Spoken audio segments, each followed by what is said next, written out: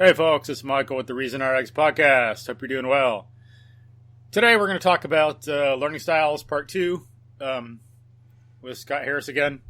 We did part 1 of learning styles last time. So we looked at some learning assessments.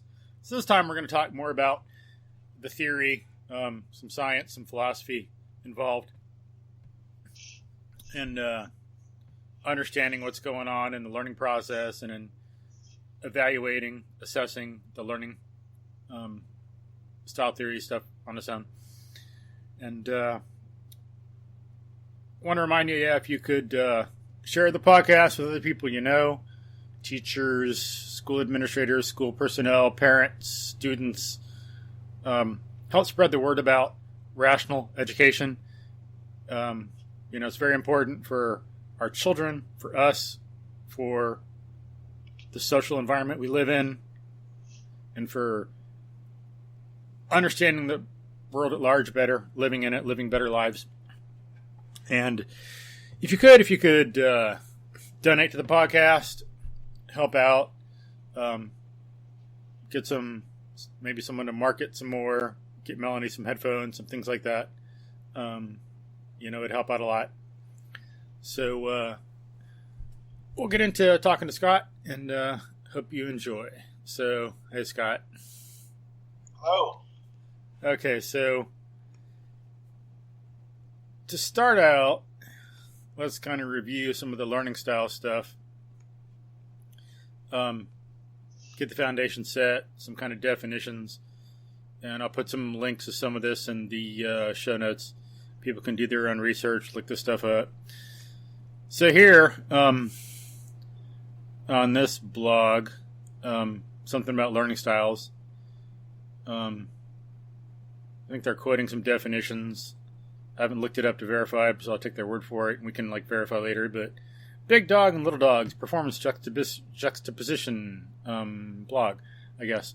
So, learning styles and preferences. It says, a learning style is a student's consistent way of responding to and using stimuli in the context of learning. Keefe, 1979, defines learning styles as the composite of characteristic cognitive, affective, and physiological factors that serve as relative stable indicators of how a learner perceives, interacts with, and responds to the learning environment. So I'll read it again. And he got it right. He said relatively stable. I accidentally said relative. So he got his adverb correct.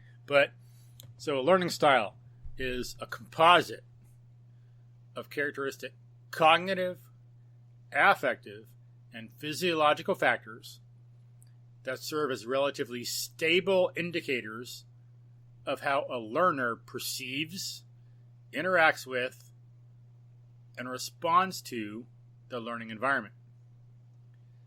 Okay, and then he says Stewart and Felicity, I guess, in 1992, defined learning styles as those educational conditions under which a student is most likely to learn.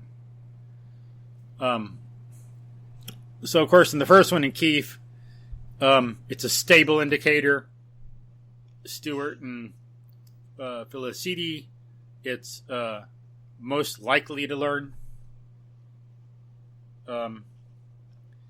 In this one over here, learning styles. The term learning styles, this is Vanderbilt, Center for Teaching. Vanderbilt University, Center for Teaching. The term learning styles is widely used to describe how learners gather, sift through, interpret, organize, come to conclusions about, and store information for further use. Again, it's widely used to describe how learners gather, sift through, interpret, organize, come to conclusions about, and store information for further use. As spelled out in VARC, one of the most popular learning style inventories, these styles are often characterized by sensory approaches: visual, oral, verbal, reading, writing, and kinesthetic. Many of the models that don't resemble the VARC sensory focus are reminiscent of Felder and Silverman's Index of Learning Styles, with a continuum of descriptors of learners for how learners process and organize information. And they have active versus reflexive, sensing versus intuitive, verbal versus visual, sequential versus global. And they say there are well over 70 different learning style schemes. And the reference for that is Cofield 2004. And most of the schemes are supported by a thriving industry devoted to publishing learning style tests and guidebooks, and professional development workshops for teachers and educators. And that's some of that's quoted from Patchler, 2009. And then they do have on this page, they have a caution. Why are they so popular? We can get into it later. But then on another one, teach, make a difference. Learning style speaks to the understanding that every student learns differently. Technically, an individual's learning style refers to the preferential way in which the student absorbs, processes, comprehends, and retains information. And they talk about VARC. And in, I guess I don't have the great Wikipedia open up right now for their definition, but we get the idea. And I think I read the Wikipedia thing last time. So that's the idea that we're discussing here. So notice it's defined by some different people in different ways. So what do you think about that? Those definitions and all that, Scott? So before we start dissecting definitions in some of the studies, let's pull back a little bit and look at how all of this started. One of the years here, 1979 or something like that. So a lot of the early studies were the 70s through the 90s, and that's when the industry kind of took off.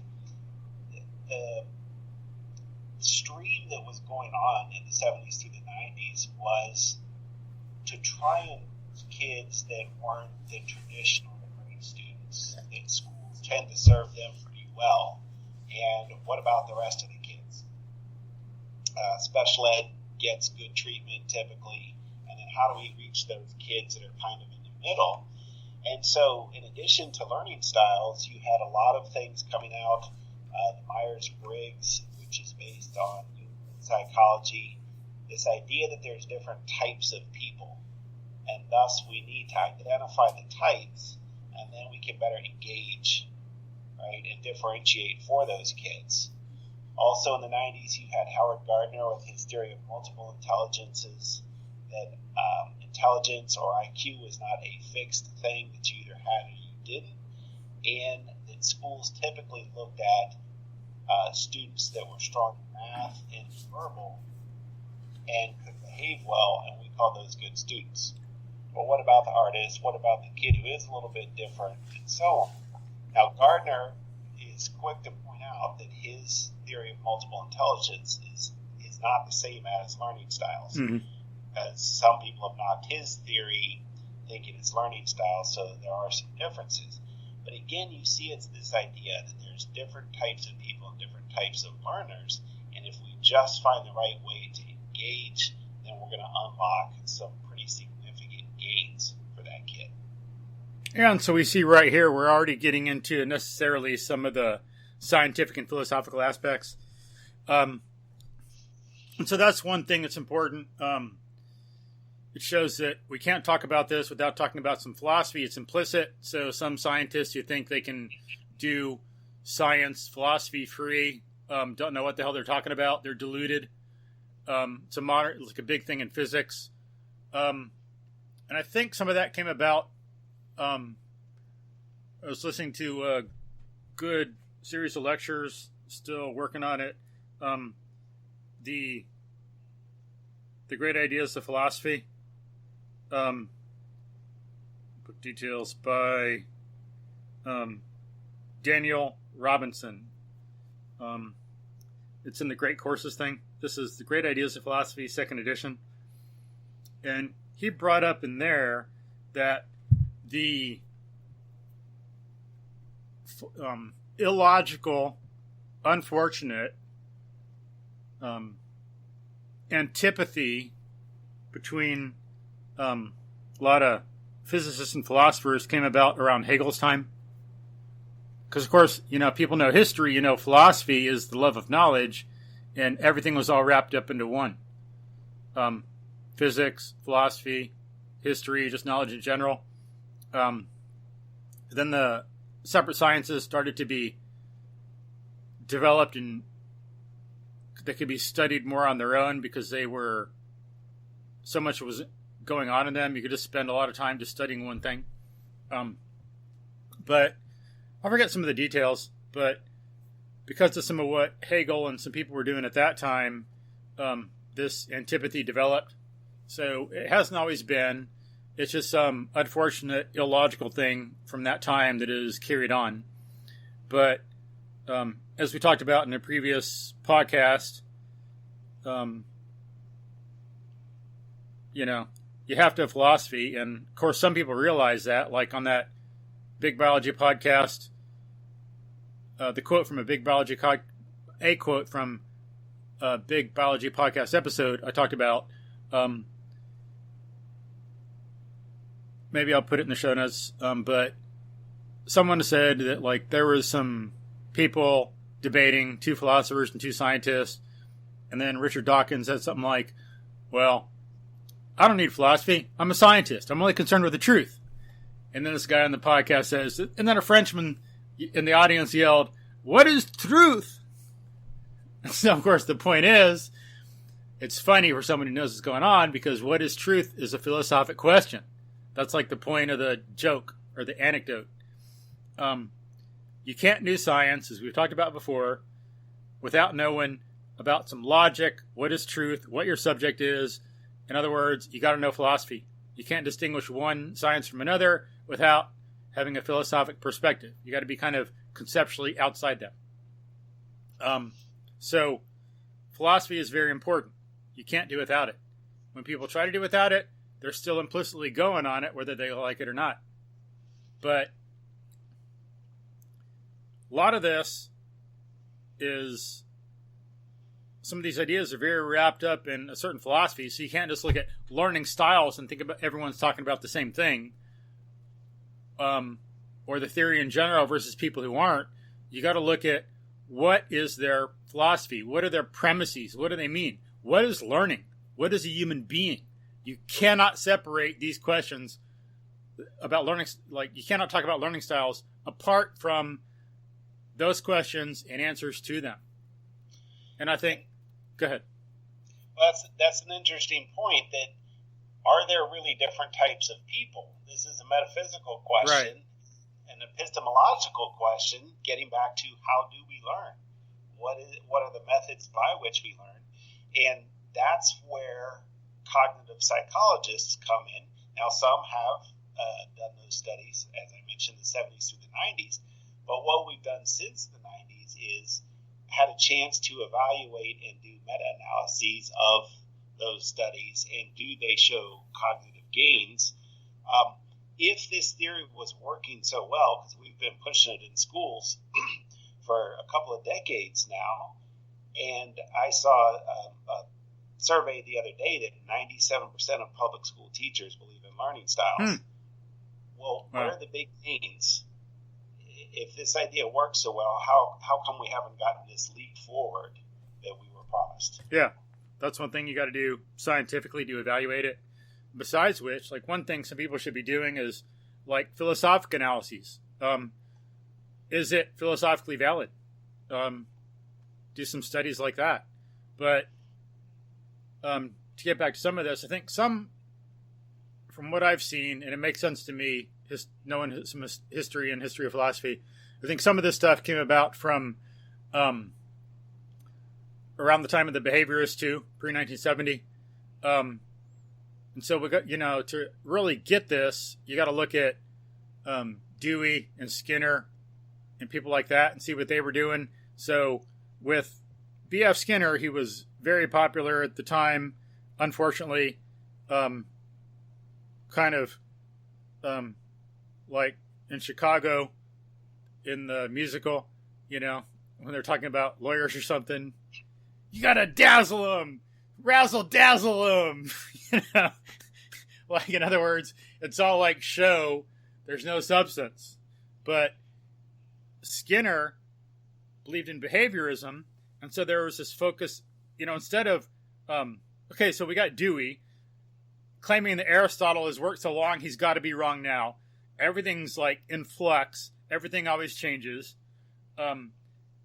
Skinner is, with his behaviorism, says we focus, on certain behaviors because you can't study consciousness. So there's all this great information that was used about logic, reason, how learning should be done, thousands of years, but because of Dewey and Skinner, a lot of it was thrown out. And so instead, we got this concrete bound focus on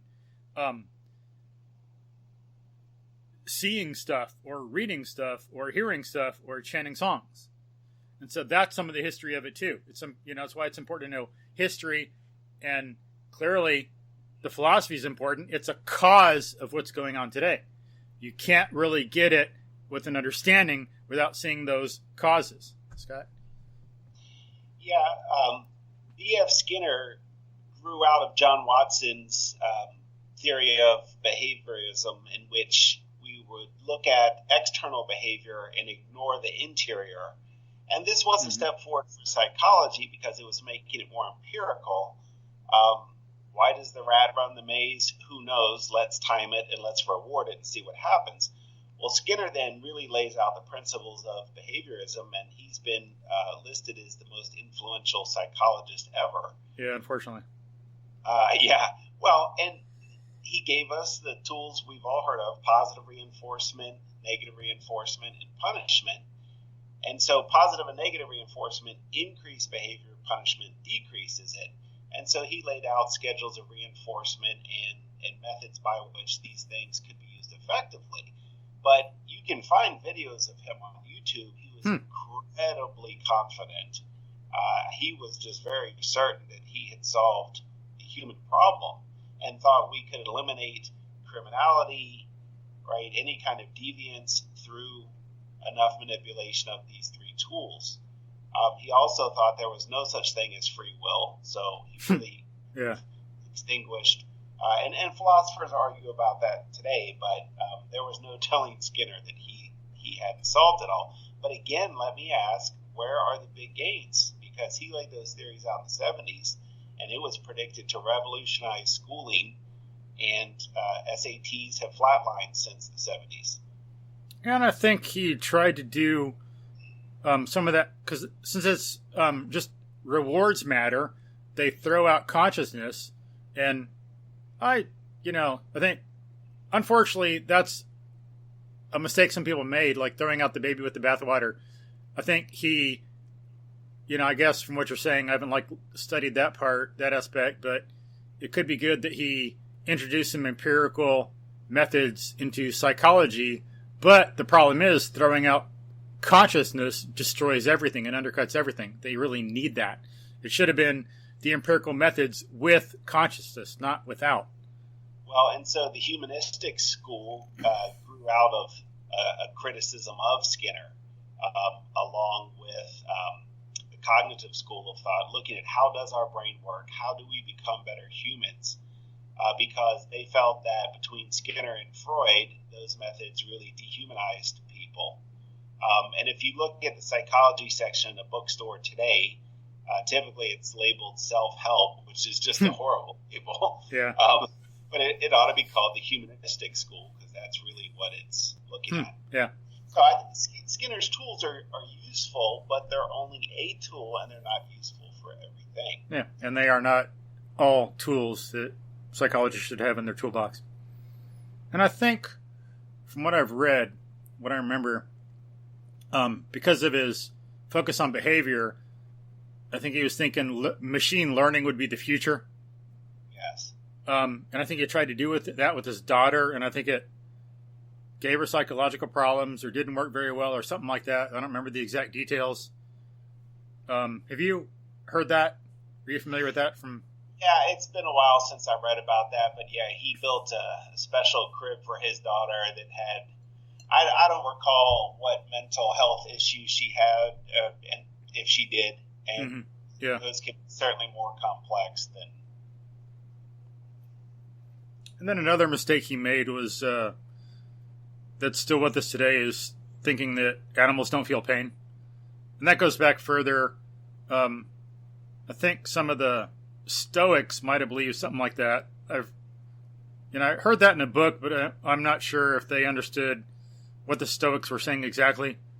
But anyway, Skinner and Descartes, they believed that animals were not conscious, and so they didn't really feel pain. It's this mistaken idea that if you got to be conscious of your pain, so you got to be like an observer looking at your pain, and then it's real pain. But if you just feel it, well, that's not real pain. So Skinner caused that's influence in our culture that's horrible. Still with us today, and some people, or because of those ideas from Descartes and Skinner, a lot of babies were thought not to feel pain either because they couldn't introspect. If you couldn't grasp or put into words like that you were in pain, then they believed you didn't really feel pain. It was just, the thing was just moving like a machine. It's totally ludicrous. Well, I think another thing driving this movement is that education is repeatedly infected by moral panics that, it's the Japanese or the Koreans or the Finnish high schools or whatever going to get ahead of us and so on. And these discoveries that we've been doing it wrong all along. And if we just adopt learning styles or engage the right hemisphere of the brain more, then we're going to unlock that hidden human potential. And I think that plays to the human tendency to want to find a trick or a gimmick or an easy way to learn and to master things, and there isn't one. Mm-hmm. Learning is hard, and it takes effort. How many trends and fads have we been through in education, all of which were going to revolutionize, right? iPads in the classroom, and kids would just love learning, and now nobody uses iPads much. Yeah, so, and they're related. It's interesting. I think what you say about the gimmicks and the kind of moral panic thing is part of an aspect of human nature going back millennia. And then another aspect of what's going on is you got some of that panic and looking at concrete individual things because the abstract theory has been taken away. It's been kind of been destroyed by Dewey and Immanuel Kant and some others. The proper perspective, Kant was theoretical, so you can't say that he didn't believe in theory because he did, and to some extent Dewey, but they're saying that Aristotle's wrong, logic doesn't matter, they have false views of reason, and so people give up on this stuff, and then since they don't have the broad perspective, then you got the moral panic. Use an iPhone. Use an iPad. Learning styles. This, that. Instead of, if they had the proper perspective and knew philosophy better and what was going on, it'd be okay, wait. What is the essence of education? Learning is an effect. So what's the cause-effect sequence or sequences we need to go through to produce learning? We should study it like a scientist, is like Maria Montessori, or some Montessorians said, every teacher should be like a scientist. We need to do some of that to see how to cause good learning and concepts and logic in students, how to train them. Well, one of the quotes I have on my wall is by Francois Rabelais from the 17th century. Why did the old folly end now and no later? Why did the modern wisdom begin now and no sooner? And that is kind of a rudder for me because, again, when these new ideas come along, that all of a sudden everybody believes in it, and we better do it now or we're going to lose out somehow. That makes me very skeptical. Mm-hmm. So to the point you just made, one of the things we know is that prior knowledge is really important. Yeah. And if a teacher can engage a kid's prior knowledge, it helps build semantic networks, etc. Well, there's something called the expertise reversal effect, that learners with low prior knowledge learn more from studying examples than they do from solving the equivalent problems. But this pattern reverses for learners with higher prior knowledge. Now, imagine a teacher, instead of being aware of that and providing those two different approaches for their kids, is instead trying to funnel things into a visual style or an auditory style. They may still get some learning, but they're really spinning their wheels compared to what they could be getting. Yeah. Yeah, it's too much taking the regurgitate and forget for granted, focusing too much on words. If people would think about concepts and ideas and the conscious aspects that are not as widespread in our culture or deeply known as they should be because of B.F. Skinner and people like that, if they would focus on the concepts instead of just the words in deeper learning, everyone would be much better off. They'd be better teachers, students would be better prepared, they'd learn more, there'd be understanding instead of just regurgitating and forgetting. But yeah, so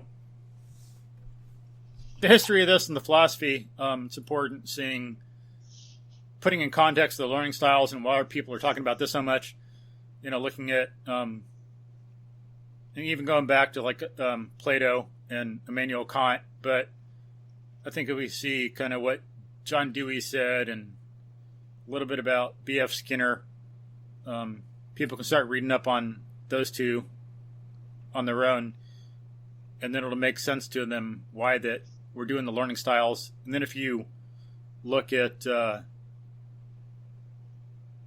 book like The Art of Reasoning by David Kelly, going into something that's the same for all human beings, it's like much more effective. So people are concerned about all these differences, and do any of them ever stop and think how we're all the same, or what's the essential human nature that from which these differences arise or in which they're embedded? Well, that's a good point. As far as how our brains work, we have a lot more in common, a lot more than we do different. So there's more to be gained by studying the common cognitive architecture of how our brains work than there is on how they're a little bit different. But again, school is obsessed with differentiation, that we've got to, tailor fit. Some schools even force teachers to have an IEP, an individualized education plan for each student. And then somehow you're supposed to make all your lessons for 200 plus kids. But if we're ignoring those common things, for instance, blocked practice versus random practice. So in something as simple as handwriting, if we're teaching kids to make, say, a cursive W, people think that we should have them practice W's, right? A whole page of W's, uppercase and lowercase. But it turns out that having kids practice a W, an X, a V, a T, a P actually gets faster and better results. Yeah, even though it doesn't seem that way at first, in the long run. And it could cause some frustration and make some students think they're not really learning. And that comes up in the book Range, some of that also that I talked about before. Yeah. And that's what they call desirable difficulty. It is a little irritating. It is a little bit frustrating. That means you're learning.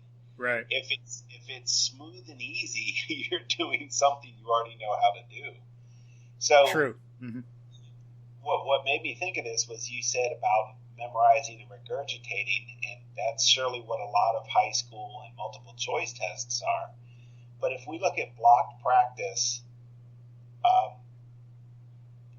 and this is a study by Rohr and Taylor, 2007. So kids were learning unrelated formulas, blocked practice, immediately correct 89%.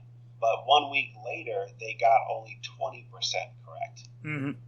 Whereas when they did mixed practice, Immediately they got 60% correct, but a week later they got 63% correct. That's 3 times as good a results. And so in a course like mine, where they take the advanced placement exam at the end of the year and they can get college credit if they do well enough, studying the correct way, your grade might be a little bit lower as we go through the course, but then you do a whole lot better at the end versus getting a higher grade because you're memorizing and regurgitating, and then you go to the AP exam and you get crushed. Yeah. And if people want to look into that a little bit, there's a podcast called the Learning Scientist Podcast, and they're discussing some of that. And again, like, they're scientists, they're good people, but they're like Scott and I were before we learned some philosophy. It's not like we're special people like Superman. We're human beings like everyone else. But these Learning Scientist podcasts, these people in the Learning Scientist podcast, they would be doing better stuff if they knew more philosophy. So they're still doing some like kind of concrete bound stuff like this learning styles thing. Kind of not their fault. It's just the culture we live in. But looking at some of what they do would be, and listening to them, it's like interesting podcasts and some good information to use, even though they're not talking about logic, concept formation, induction, some things like that. And like, they're more like, it's the E.O. Wilson quote. Few scientists are philosophers. Many are intellectual journeymen. I forget what else he said, like exploring locally, hoping for a strike, stuff like that. If I'll point out that they are aware of the absence of good evidence on learning styles, and they really do focus more on how to study. Yeah, which we maybe need to do a podcast episode on that. Cool. Yeah, good idea. A lot of students spend a lot of time studying with some of the least effective methods. Well, one thing I want to bring in too, before I forget, make some tie-ins. So with the IEP thing, one thing that reminds me of, it's interesting. I think it was the Greek. Let's see. There's Bauer's The Greek Experience, and then what's her name who wrote about Greek mythology in the Greek way? Edith Hamilton. Yeah. So Edith Hamilton, I think in her The Greek Way, or Bauer in The Greek Experience, I forget, one of them, they talked about how in ancient Greece, the focus was on being your kind, being human. And so to be like a heroic character, you had to be the best human you could be. But nowadays, the focus is on being different. And so, it's like not paying attention to your essential nature, not looking at what and who you are generally. And they pointed out how that comes up in architecture, in literature, and some things like that. Very cultural, philosophical phenomenon. And so we got people getting all worked up about Dennis Rodman because he had like different color hair. Woohoo! Like, he like yells and screams and has different color hair and acts like a little kid. And so, oh, he's so great.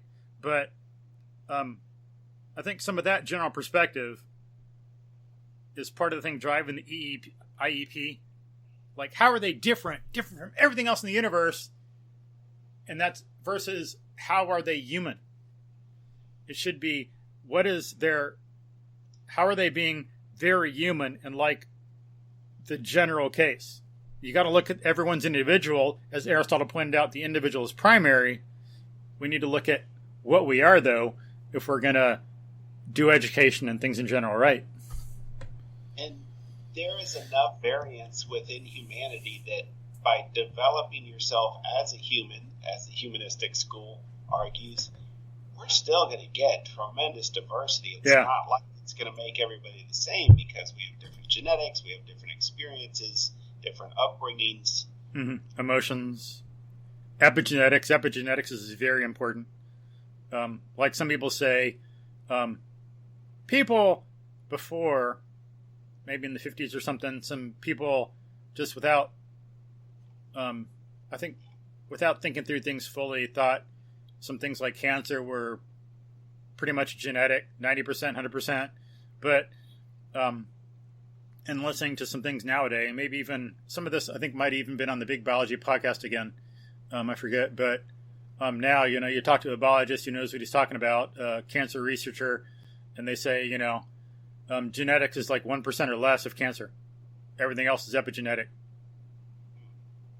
But very important thing in our health and attitude. Just like we had on specialist in, I'm kind of tired now, so I'm blanking out on the name, but specialist in motor development. She was talking. EJ? Pardon? EJ? No, we had on a podcast. Like we interviewed someone. Yes. Yeah. We didn't interview Piaget. That'd be nice. That'd be pretty good.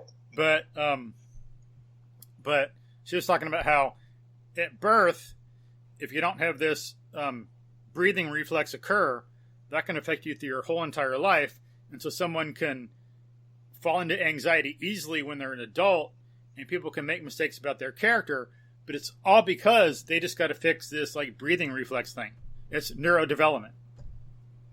Very interesting.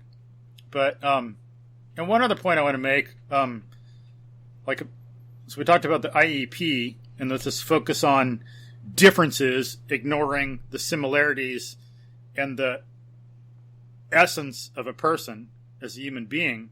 One thing I think comes up, one thing that, as you talked about, there's this drive to differentiate, and it's part of the social thing, and it's in human nature. And if people look at, there's some evidence for that is the fact that, evolution's true. So we should look at other animals, look at our evolutionary history. We'll learn more about us because we're animals. But some people were studying, and I've talked about this before, some people were studying some chimpanzees. This female chimpanzee, for some reason, put a piece of straw in her ear. Then all these other chimpanzees started doing the same thing. They were just walking around with a piece of straw in their ear. It's just a fad. So that's what I call a lot of human fads too. Like when people do something like learning styles, it's just like a piece of straw in people's ear. Or when they're talking about some like TV star like the Kardashians or something, just a piece of straw in people's ear.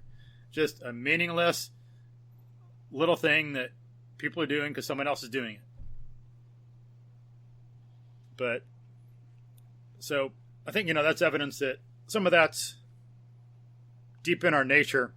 And you've pointed out some of that before too, Scott, in prior podcasts about some things some people do to belong. Sometimes to show that you belong to a group and you're very committed to them, the more absurd the thing is, the more commitment you show to the group. Well, and that's interesting. And I'm not, wait, I'm not saying learning styles is necessarily absurd. It seems like it's plausible, and if people think it seems like there's evidence for it. I'm not saying it's totally absurd, but it's wrong. But it's more plausible than something like that. So go ahead. I just wanted to be clear that I'm not calling some people stupid and absurd. Okay. That's another point with any trend that comes along in education is that the early adopters, right, are seen as avant-garde of we're bringing the new idea and we're going to get the gains. And of course, administrations often like this, and especially if they've picked the idea, right, we read books over the summer and found this new thing that's going to give us big gains. And then you get some division between people who are skeptical because you're not on board with helping the youth and so on. Oh yeah. Get a little bit of contention between groups.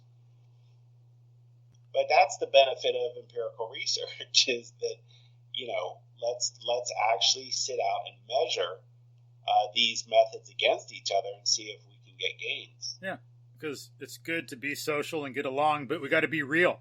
If we're being social without being real, it is not good for us. It is not good for the children. It's a waste of money. It's a waste of time, and it can be destructive.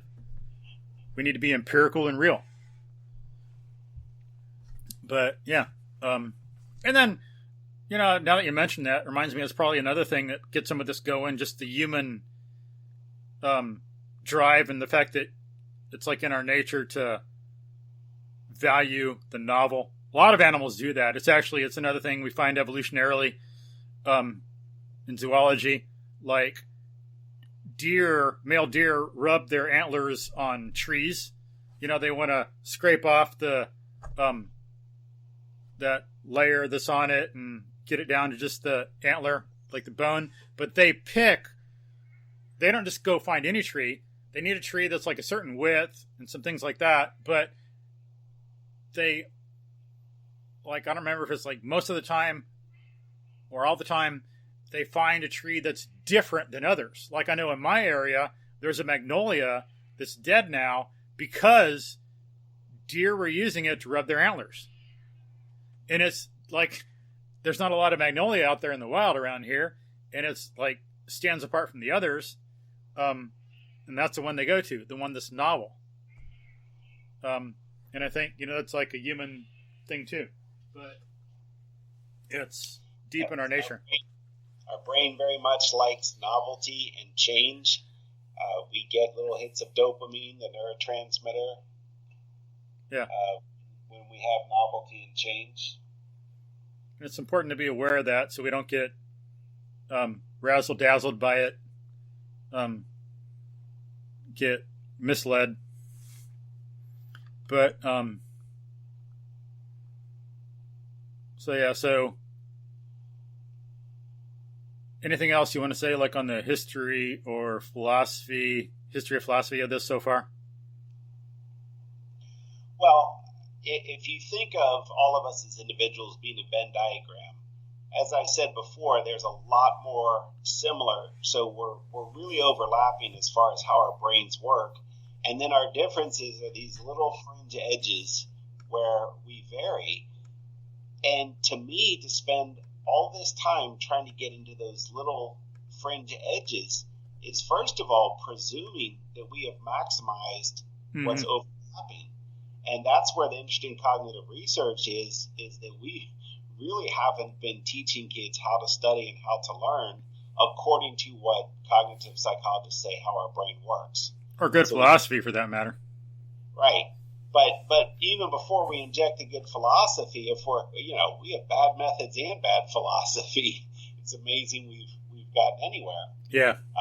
But the highlighting and the rereading of notes, these are among the least effective tools out there, and it's what kids are being taught. Mm-hmm. But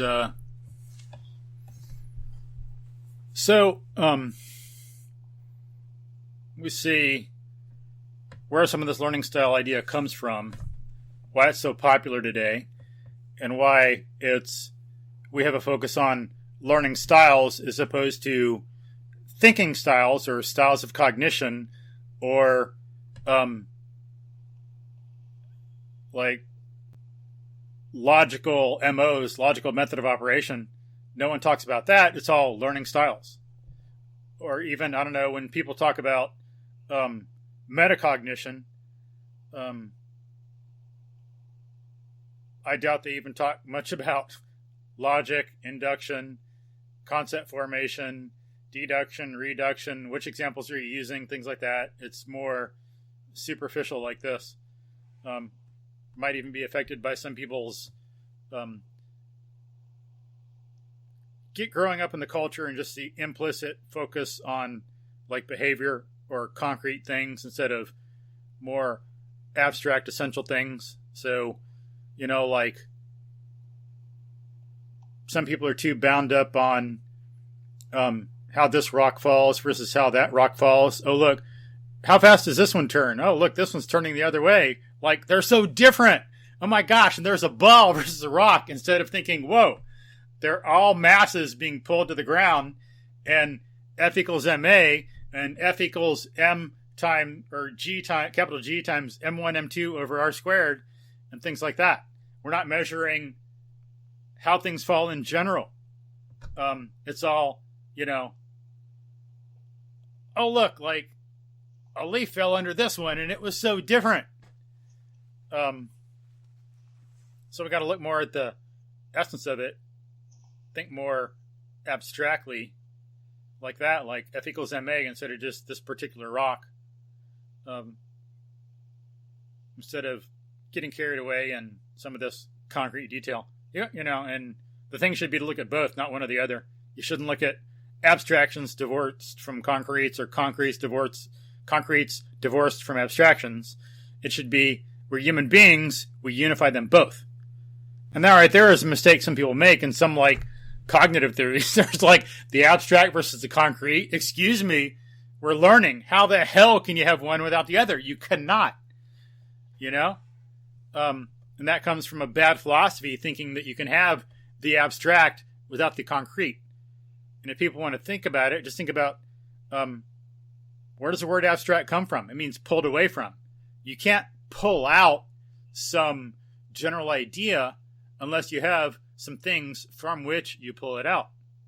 It's not like an abstract idea without concretes. That's a contradiction in terms if you really understand what abstract means. But that's what some people get into with some of their like learning style stuff. Wikipedia talks about that. If people want to look at different theories of learning style, different tests, just like last time we did some tests like the VARC and some others, and saw that they were pretty similarly messy.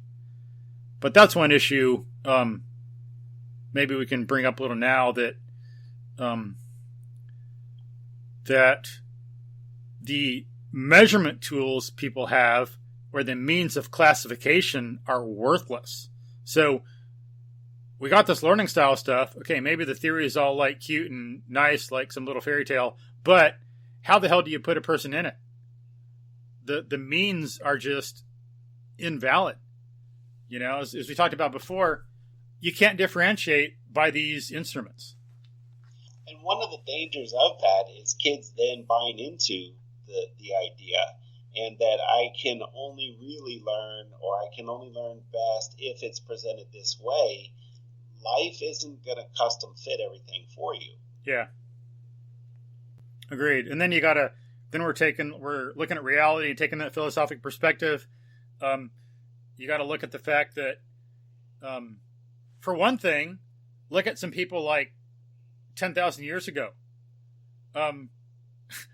What did all the people who were like had a reading style, did they like die off? Well, then why are they nowadays? Like, were their genes lost? No.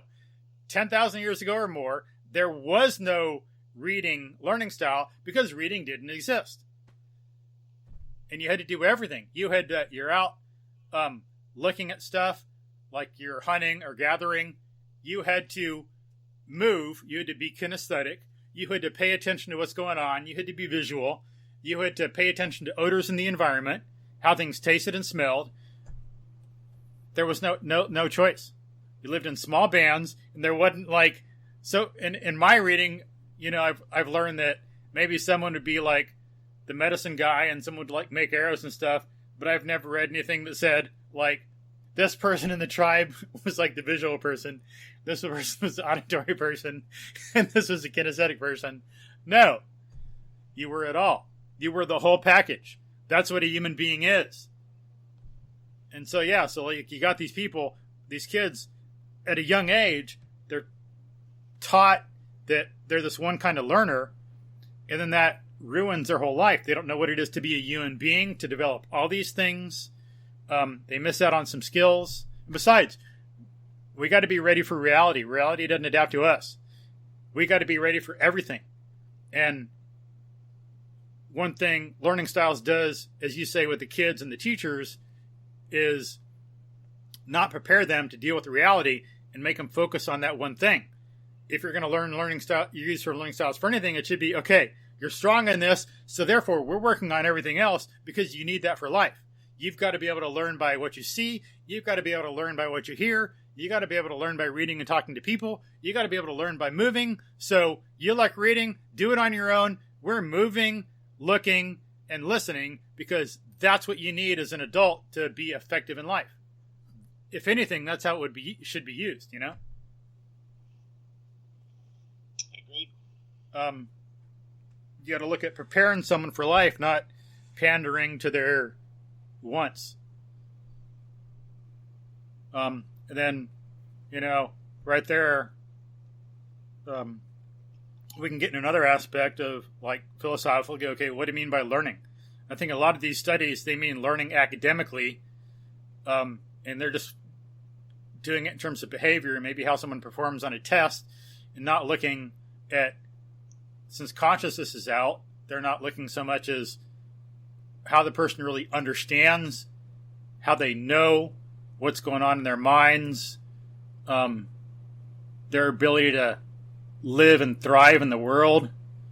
It's all just on this like multiple choice test that this is done, and I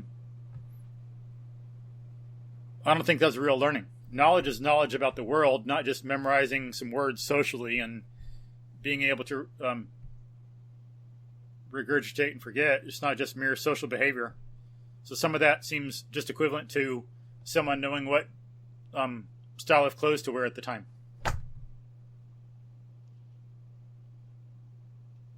So maybe the style is appropriate for that culture, but what if you go to a different place? How are you going to dress? What about when it's cold? What about when it's hot? Dress for the real world, not for the culture. Learn for the real world, not just for the culture.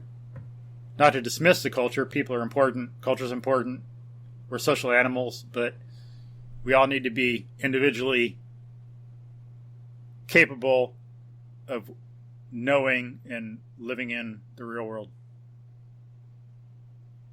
But so I think, yeah, it's a big mistake that was made.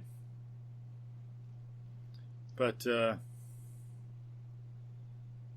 then things like tennis, riding a bicycle. Do you think anybody could read about how to ride a bicycle and then just get on wood and all of a sudden like win the Tour de France? Or is riding a bicycle essentially kinesthetic, regardless of what we want it to be or what our learning style is? Or has anybody ever been on record of reading about playing tennis and then winning Wimbledon in their first match? Well, and it just seems an unnecessary division that if you're explaining to ride a bike, you can read about it, but you're going to see it and you're going to hear it. Those are working in conjunction with each other. Yeah, right.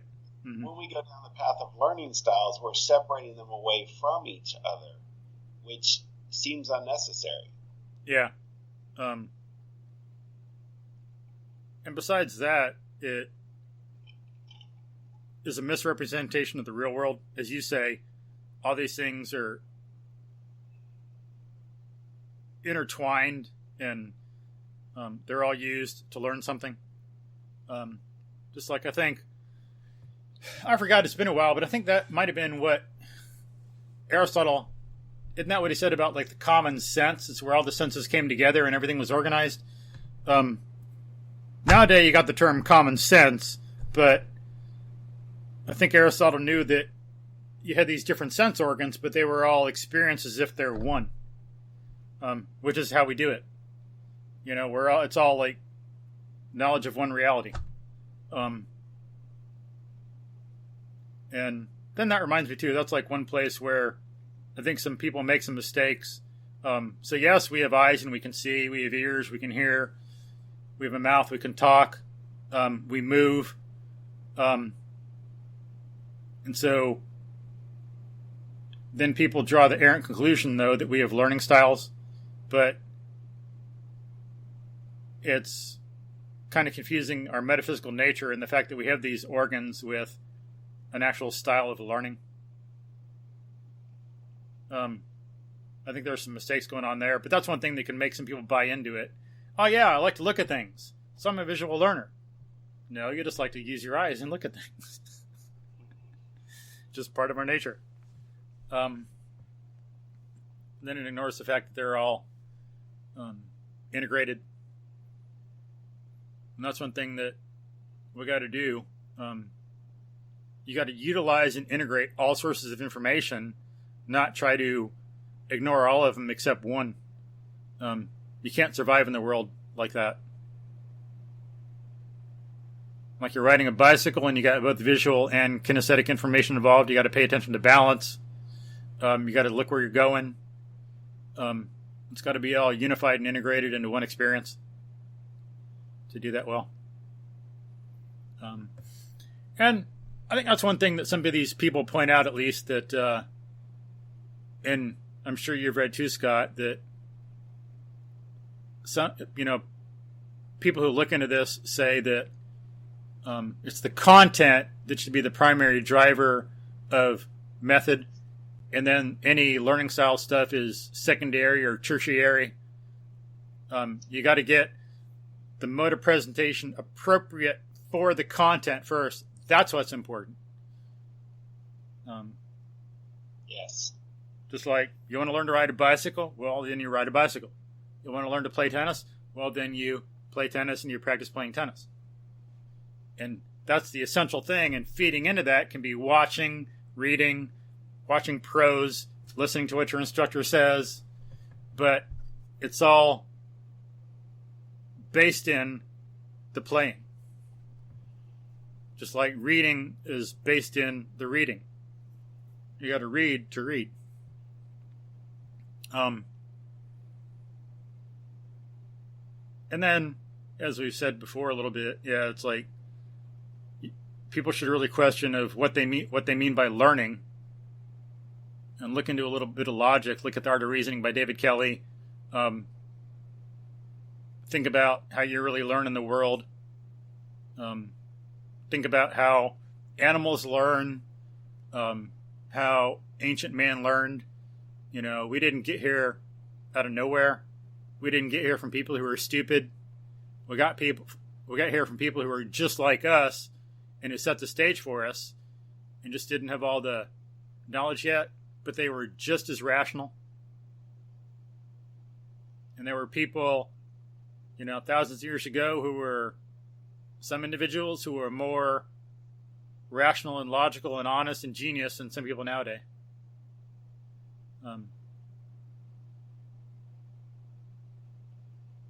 At least insofar as they could be. It'd be hard to say exactly, but you got to think about what they did.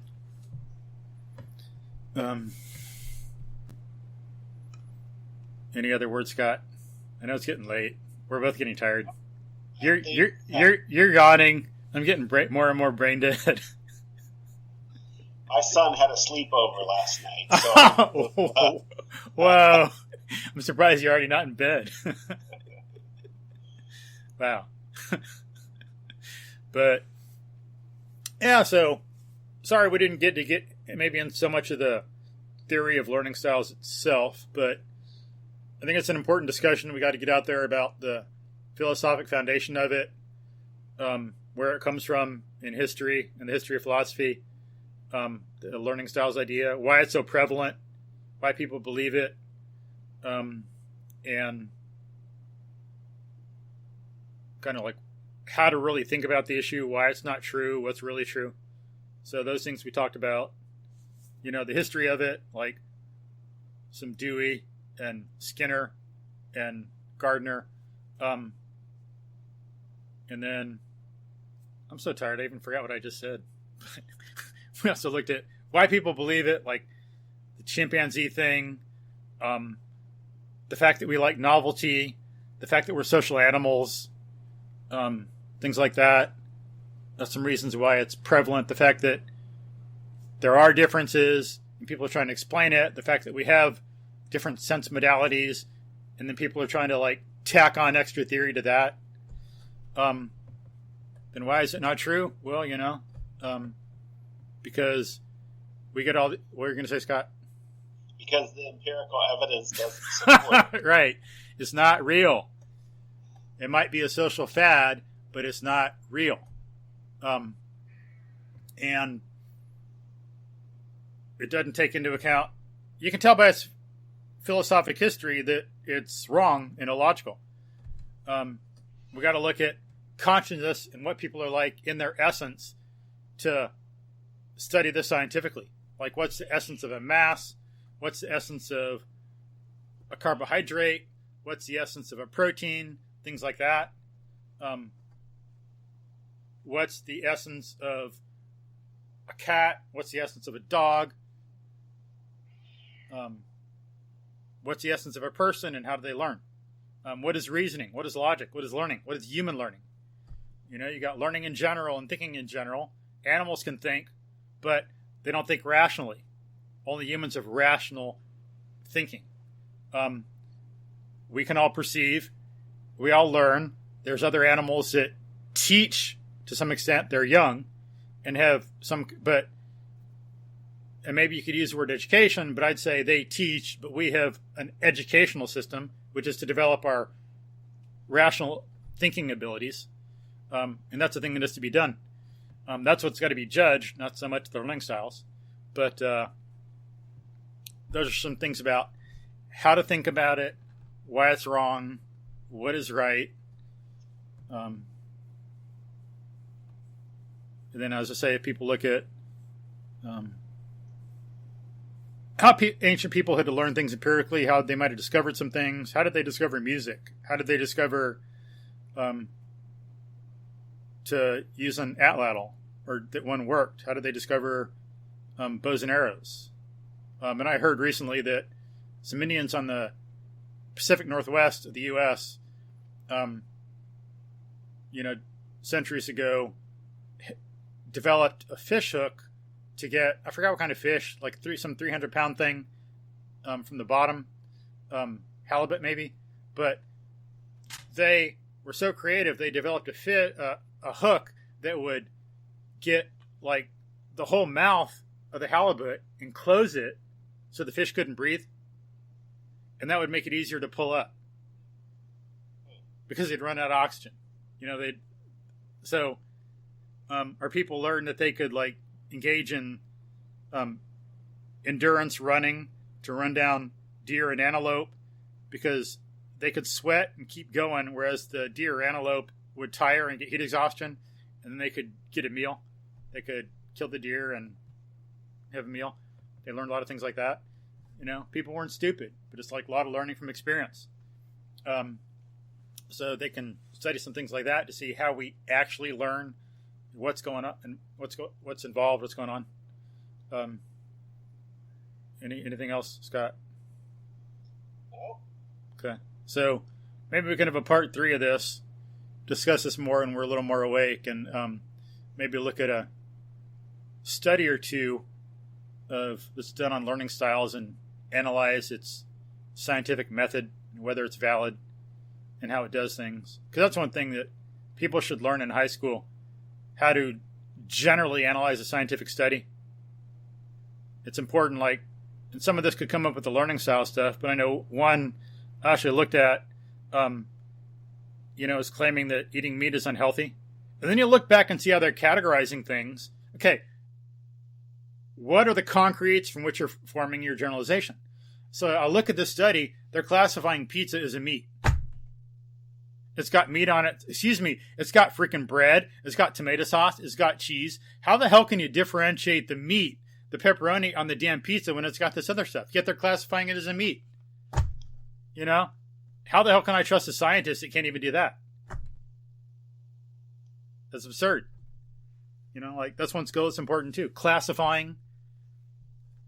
How do you classify things? On what basis? You got to look at how they're doing that to really judge the validity of some generalizations.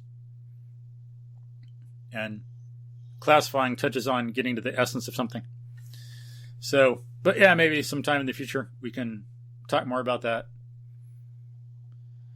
So, any last words? Just a few yawns and yeah, I'll probably be going to bed pretty soon too. So, all right. So, hope you enjoyed that, folks. It's a nice philosophic and historical perspective of the idea of learning styles. Something that's really needed in the culture instead of just talking about learning styles and not even bother thinking about whether it's true or false or what learning means or the nature of man it presumes. nature of human beings. It presumes what a Homo sapien is.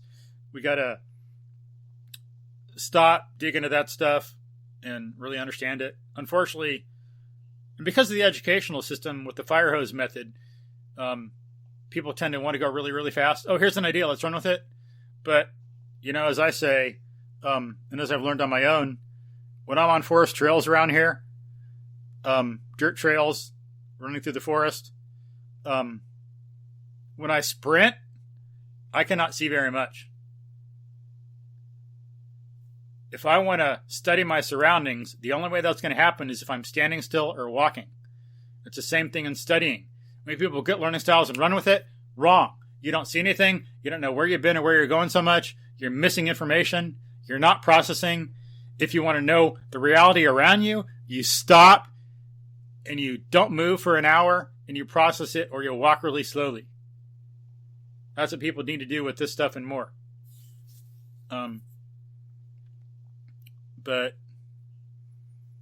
So we hope, we enjoyed helping you stop and walk, really get to know the surroundings instead of just grabbing an idea and running with it. Sometimes, to have a cheesy little example, I guess, if you're running and not paying attention to where you're going, then you can run off a cliff. But anything else, Scott? That's it. Cool. All right. So I hope you enjoyed it, folks. And if you have any questions or comments, just send us a note, and we will talk with you soon. Thanks for listening.